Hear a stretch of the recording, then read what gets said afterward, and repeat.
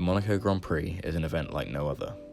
Racing through the streets of Monte Carlo has become one of the most iconic images in motorsport, but it has also become one of the most controversial circuits on the Formula One calendar. So how has F1's shortest circuit become so divisive in the F1 community?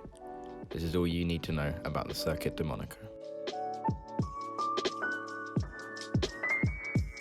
The idea for a street circuit in Monte Carlo was first suggested by Anthony Nogues, and the original circuit held its inaugural race in 1929.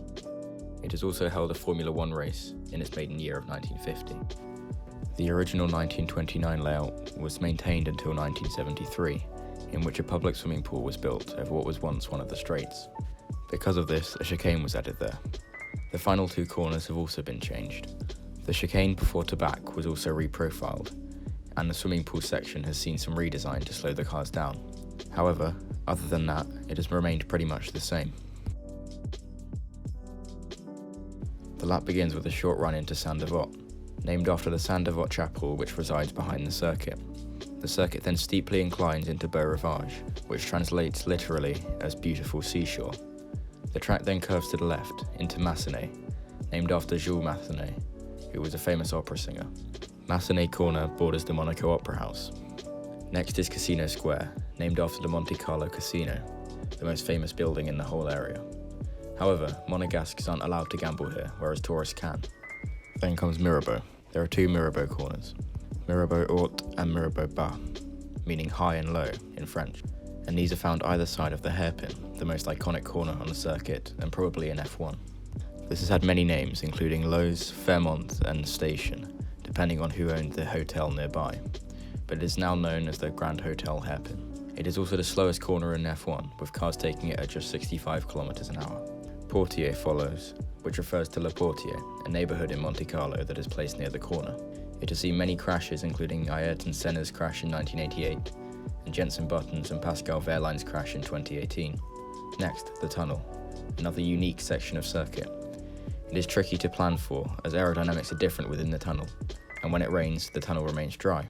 This has caused problems in the past, with Niki Lauda calling for the tunnel to be sprayed with water on a particularly wet race in 1984. Other notable incidents include the Ferrari of Michael Schumacher crashing on the exit of the tunnel in 2004, while under the safety car. A short straight then brings us to what is now called the Nouvelle Chicane, meaning new chicane. It previously looked very different under the name of Chicane du Port, and is now one of the best overtaking spots on the track. Most manoeuvres are unsuccessful due to the thin nature of the section, but when overtakes are completed, they're incredible to watch. Just in 2019, we saw Checo Perez's attempted pass on Magnussen, and Verstappen's failed attempt on Hamilton in the dying stages of the race. Then, a straight into Tabac, named after a tobacconist now found in between the two sections of circuit. Then, the two swimming pool chicanes, built because of the construction of a swimming pool. Then, Le Rascasse, a tricky corner which is also an overtaking spot made clear by the resident Monegasque Charles Leclerc. This corner gets its name from a Monaco bar called Le Rascasse, and that is named after a rascasse, a type of scorpion fish. This and the final corner, Anthony Nogues, used to be part of a hairpin called Gazomet before 1973. This corner is named after Anthony Nogues, the original designer of the circuit. The start-finish straight then follows, a short and slightly curved section which completes the lap.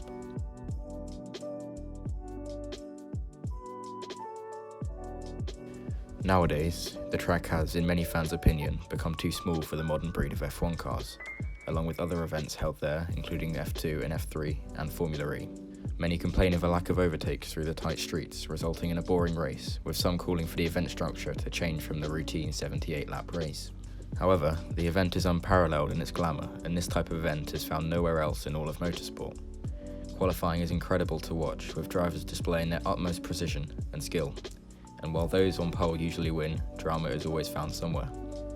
Arguably the most famous qualifying session was held here, in which Ayrton Senna completed his lap 1.4 seconds quicker than the rest of the field. Monaco also has a different appeal away from racing. For many, it is the race they would choose to see first, not because of overtakes, but because of the history, having held the second Formula One race, and the surroundings. Many A-list celebrities can often be seen, and the spectacle of the yachts around with the sound of F1 cars is unmissable. Parties are held at Rascasse each night, and the Red Bull Energy Station is displayed nowhere else. Many drivers also live in the Principality, due to generous tax laws in the area. including Charles Leclerc, Lewis Hamilton, Alex Albon, and many others. For most drivers, it is definitely the most important race, with many stating that a win in Monaco is the most rewarding and memorable of their respective careers. Overall, the Monaco GP is more than just a racing contest, and while many call for its end in Formula 1, no other race brings quite the same allure and prestige as Monte Carlo, and I, for one, don't think it will be leaving the Formula 1 calendar anytime soon.